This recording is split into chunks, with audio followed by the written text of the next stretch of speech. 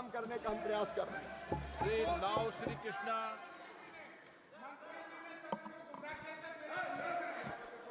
Thank you, sir.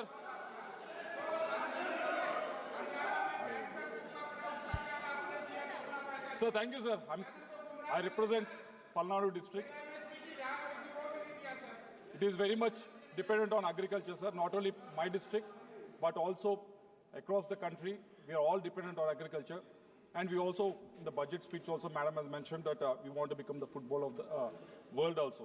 But in the answer given by the Minister in August 2024, there are only 5 public sector general insurance companies, sir, and only 15 private general insurance companies in this country, which is focused on the agriculture insurance, sir. For a large country like this, this is a very, very small number. And second issue is, out of 200 crops that are being sown by our farmers, only 60 crops are right now covered under the insurance by the insurance companies, sir, which is also very low when compared to other countries, sir. So I also, just now, Minister also mentioned, sir, that we have moved from the block level to the village level.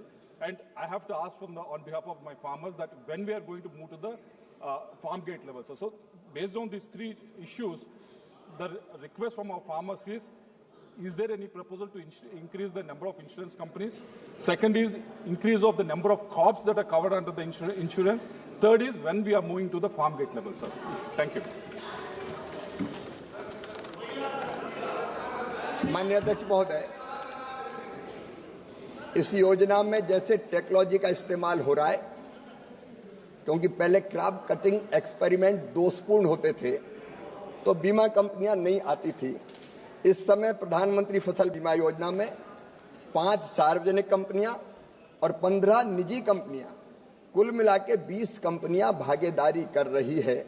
और अभी अभी पिछली cabinet की बैठक में हमने technology का इस्तेमाल करने के लिए 850 करोड़ रुपया और फसल बीमा योजना के लिए दिए हैं। जो मैंने बताया कि वैज्ञानिक ढंग से अगर फसल की क्षति का आकलन होगा तो बीमा कंपनी और सरकार में फिर झगड़ा नहीं होता। नहीं, कई बार पहले दावे का भुगतान इसलिए देर से होता था कि बीमा कंपनी कहती थी कि क्रॉप कटिंग एक्सपेरिमेंट सही नहीं है, इतना नुकसान नहीं हुआ।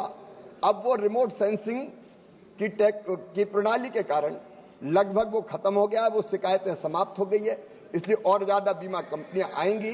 जहां तक फसल बीमा योजना में और अधिक फसलों को सम्मिलित करने का सवाल है, लगातार इन फसलों की संख्या बढ़ाने का प्रयास किया जाता रहा है और नई फसल को सम्मिलित करने के अगर प्रस्ताव आएंगे तो उन पर भी गंभीरतापूर्वक विचार करके हम लगातार और फसलों को भी सम्मिलित करने का काम करते रहेंगे। पहले जब सरकार हुआ करती थी तब केवल 1 बीमा कंपनी थी, अब 20 बीमा कंपनियां आ गई है जो फसल का बीमा कर रही है।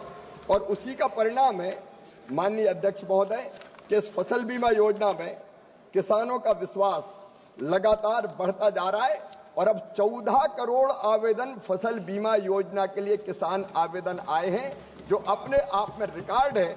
लेकिन जैसा माननीय सदस्य ने कहा है, नई फसलों को शामिल करने का और योजना में और भी अगर सुधार की जरूरत है तो लगातार सरकार खुले मन से आउट ऑफ बॉक्स जाके भी लगातार प्रयत्न करेगी कि किसानों को और अधिकतम लाभ कैसे दिया जा सकता है ताकि उसके नुकसान की भरपाई की जा सके। सुप्रिया सुले। सर, मैं आपकी आभारी हूँ क्योंकि यह सवाल बहुत महत्वपूर्ण है।